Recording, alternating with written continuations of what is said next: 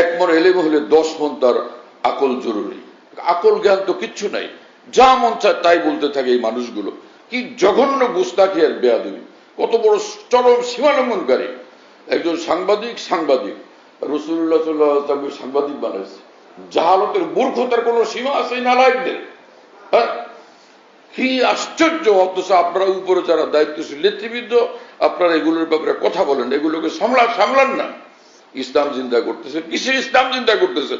আপনারা ইসলামকে সম্পূর্ণ ধ্বংস করে দিতেছেন, সবগুলো ধ্বংস করে দিতেছেন। নবীর প্রতি আদব শ্রদ্ধা সম্মান পর্যন্ত যখন ভুলুণ্ঠিত করতেছেন, ইসলাম থাকবে কোথায়? নবীর সম্মান যখন রক্ষা হচ্ছে না। আর কোরআন সুন্নাহর আলোকে যে ফরজ আমল, যেগুলো রোজা তো ফরজ আমল, রোজাকে পূজার কাজ সমান সমান, যে নারী পুরুষ কাঁধে কাঁধ মিলিয়ে আমরা এই দেশ গড়বো, রোজার পূজাকে সমান সমান তাহলে পেশ করে দিচ্ছেন।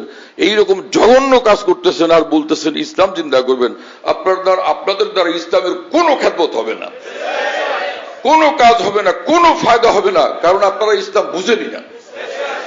আপনারা ইসলাম বিলকুল বুঝেন না। একজন ভদ্রলোকের বই পুস্তক থেকে পড়াশোনা করে আপনারা কোন রকম কিছু জ্ঞান অর্জন করছেন।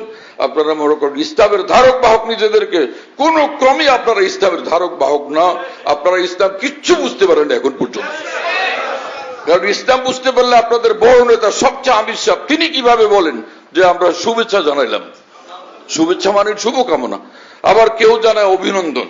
হ্যাঁ, শুধু এই উনারাই না, আরো রাজনীতিবিদরা আরেকজনে গিয়ে সেখানে হাত জোড় করে, তো সেখানে ওই কি জানি সে প্রতিমাকে শ্রদ্ধা নিবেদন করতেছে। প্রতিমাকে শ্রদ্ধা নিবেদন করলে সে তো কাফের হয়ে যাবে।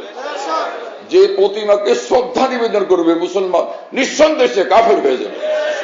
কিসের রাজনীতি করেন আপনারা? প্রথম তো নিজের দ্বীন ঈমান হেফাজত করবেন, ইসলাম হেফাজত করবেন, আল্লাহর সঙ্গে সম্পর্ক হেফাজত করবেন, মুহাম্মদুর রাসূলুল্লাহ সাল্লাল্লাহু আলাইহি ওয়াসাল্লামের সঙ্গে সম্পর্ক হেফাজত করবেন, আখিরাত হেফাজত করবেন, জান্নাতটাকে হেফাজত করবেন, তারপরে গিয়ে রাজনীতি করেন। নিজেকে জাহান্নামের কীট বানায় আপনারা রাজনীতি করতেছেন। কিসের রাজনীতি করতেছেন আপনারা? এই দেশের 92% মানুষ মুসলমান। এই দেশের রাজনীতি করতে হলে মুসলমানদের চেতনা, মুসলমানদের চিন্তা, মুসলমানদের ঐতিহ্য, এগুলোকে খেয়াল রাখতে হবে। শতভাগ এগুলোর হেফাজতের দায়িত্ব নিয়ে পরে আপনারা রাজনীতি করবেন। আর না হলে রাজনীতির মধ্যে ছেড়ে বাইরে চলে যান। খেত খামারের কাজ করেন, কৃষকের কাজ করেন, কেরোসিন তেল বিক্রি করেন, হলুদ মরিচ বিক্রি করেন, ধনিয়া পাতা বিক্রি করেন। সেটা একটা সম্মানজনক পেশা। এত নিচে নামলেন কিভাবে আপনারা? আশ্চর্যের বিষয়। আদার ব্যাপারী জাহাজের খবর, কোন চিন্তার, কোন জ্ঞানের কোন উচ্চতা নাই, পরিপক্কতা নাই। রাজনীতির ফিল্ডে মহান নেতা হয়ে বসে গেছেন এক একজন।